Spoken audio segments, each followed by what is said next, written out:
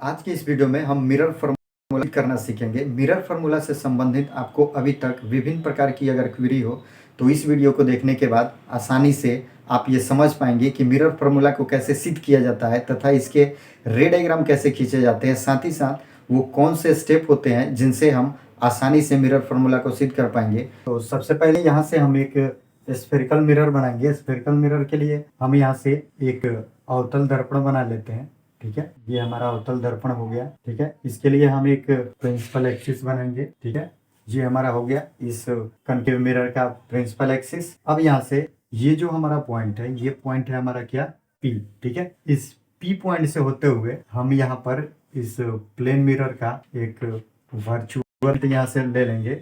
हम ये जूम करेंगे कि यहाँ पर एक अवतल दर्पण है। अब यहाँ से इस प्रिंसिपल एक्सिस पर एक हम ऑब्जेक्ट रखेंगे। ठीक है, मान लेते हैं एक वस्तु को हम यहाँ पर रखते हैं और इस पॉइंट को हमने मान लिया O। ठीक है, इस पॉइंट से प्रकाश किरण को हम लेके जाएंगे क्या, उस मिरर पर। ठीक है, ये जो हम अलाइनमेंट लिए हैं यहाँ पर हम ये मानेंगे कि ये हमारा क्या है, कनकेव मिरर बड़ा सा। ठीक है, उस स्थिति में ये जो प्रकाश किरण जैसे ही इस मिरर से टकराएगा, मिरर से टकराने के बाद ये पुनः परावर्तन के नियमानुसार परावर्तित हो जाएगा और कुछ इस प्रकार जाएगा। ठीक है, अब यहाँ से आप देखेंगे कि ये जो पॉइंट यहाँ पर मुख्य अक्ष को यहाँ पर क्रॉस कर रहा है, तो एक और हम रे डायग्राम यहाँ से लेंगे। चूंकि हमें यहाँ पर इमेज दिखाना है तो एक प्रकाश किरण को हम मुख्य अक्ष से होकर के लेके जाएंगे। जैसे ही ये प्रकाश किरण इस मुख्य अक्ष से होते हुए इस मिरर से हिट करेगा, ठीक है, तो यहाँ से परावर्तित होकर हमें क्या मिलेगा, ये परावर्तित होकर प्रकाश किरणें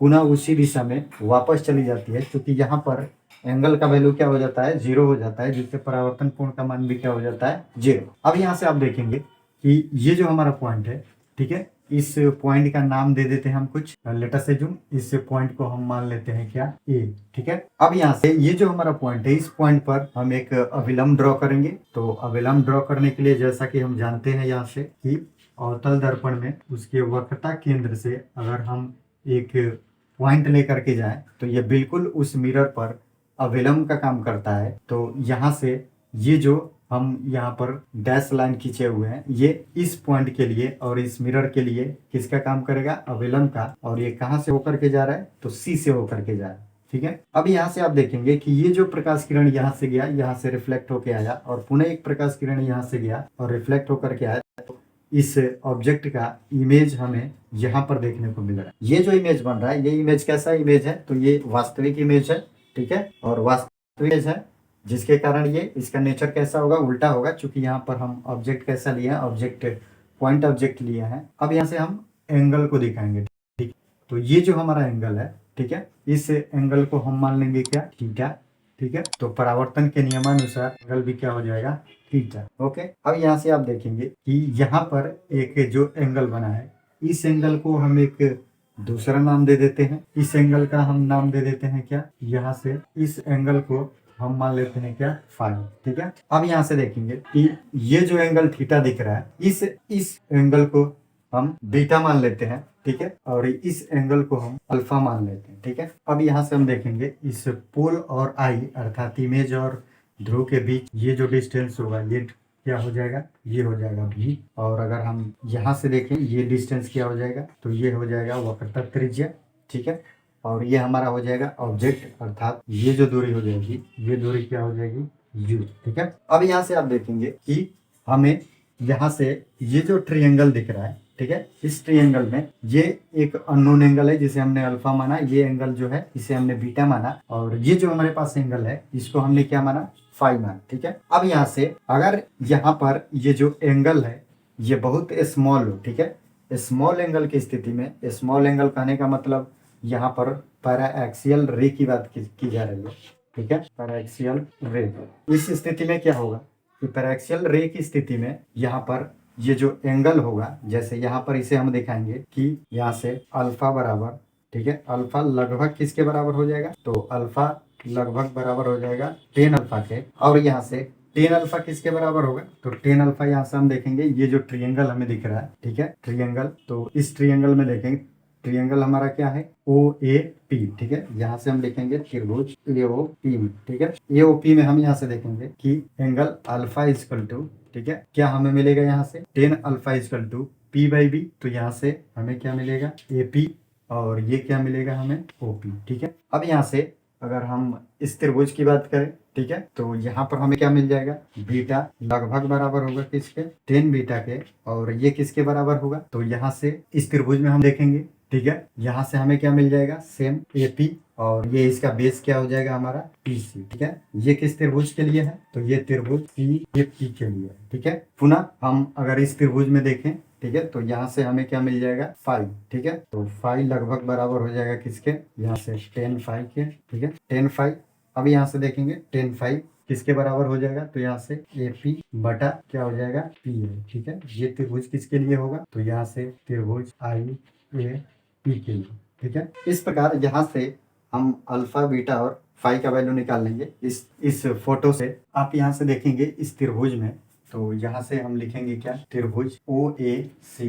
ठीक है, त्रिभुज ओ ए सी में, ठीक है, ओ ए सी में हमें क्या मिलेगा, तो ये एंगल जो बीटा है, ठीक है, ये बीटा इक्वल टू क्या हो जाएगा, किसी त्रिभुज में बाहरी बना बाह्यतम कोण अंतः अभिमुख कोणों के योग के क्या हो जाता है बराबर। तो यहाँ से अल्फा प्लस ये क्या हो जाएगा थीटा। अगर इसमें से हम थीटा का वैल्यू निकालें तो हमें क्या मिलेगा बीटा माइनस अल्फा। ठीक है, इसे हम मान लेते हैं इक्वेशन फर्स्ट। अगेन हम एक और त्रिभुज यहाँ से लेंगे, यहाँ से हम देखेंगे त्रिभुज सी ए आई में, यहाँ से सिमिलर हम फाई बराबर क्या लिखेंगे, तो फाई बराबर क्या हो जाएगा बीटा प्लस थीटा। अगर इसमें से हम थीटा का वैल्यू निकालें तो हमें क्या मिल जाएगा फाई माइनस बीटा।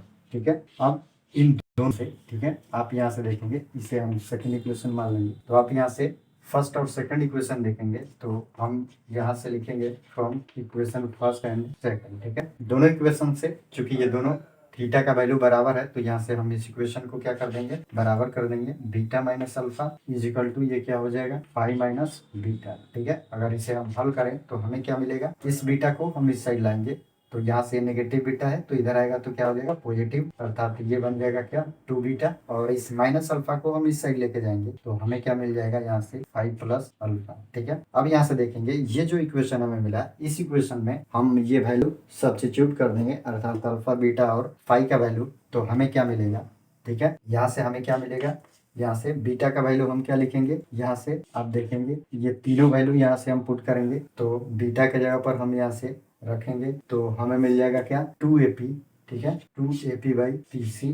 ठीक है, बराबर फाई का वैल्यू रखेंगे तो हमें क्या मिल जाएगा A P by P I, plus alpha का वैल्यू हम पुट करेंगे तो हमें क्या मिलेगा A P by O P. ठीक है, अब यहाँ से आप देखेंगे ये जो वैल्यू आपको देखने को मिल रहा है, यहाँ से अब साइन कन्वेंशन के अनुसार ये जो वैल्यू हमारे सामने दिख रहा है, इन सभी वैल्यूओं को इसमें हम क्या कर देंगे पुट कर देंगे। ठीक है, आप यहाँ से देखेंगे तो एपी का वैल्यू यहाँ से हम कॉमन ले लेंगे, तो कॉमन लेंगे तो एपी का वैल्यू कैंसिल आउट हो जाएगा। ये इक्वेशन में क्या मिल जाएगा, यहाँ से हम लिखेंगे टू बाई पी सी। ठीक है, ये हो जाएगा वन बाई पी आई, और ये हो जाएगा क्या वन बाई ओ पी। ठीक है, अब यहाँ से देखेंगे अगर यहाँ पर हम चिन्ह परिपाटी रखें, ठीक है, फ्रॉम साइन, ठीक है, फ्रॉम साइन कन्वेंशन, ठीक है, चिन्ह परिपाटी के अनुसार ये पीसी का वैल्यू क्या है, तो पी से लेकर सी तक का वैल्यू है क्या आर, तो यहाँ से हमें क्या मिल जाएगा two by R is equal to, यहाँ से पी आई का वैल्यू क्या है हमारे पास, पी आई का वैल्यू है क्या भी, तो यहाँ से हो जाएगा भी, प्लस यहाँ से ओपी का वैल्यू क्या है ओपी,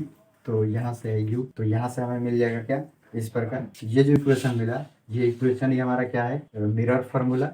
ठीक है, मिरर फार्मूला। अगर आप यहाँ से फोकस दिखाना चाहें तो यहाँ से आर के जगह पर आप पुट कर देंगे क्या टू एफ, तो ये इक्वेशन हमारा बन जाएगा क्या इस प्रकार। इसी इक्वेशन को हम इस प्रकार लिख सकते हैं क्या one by F equal to one by V plus one by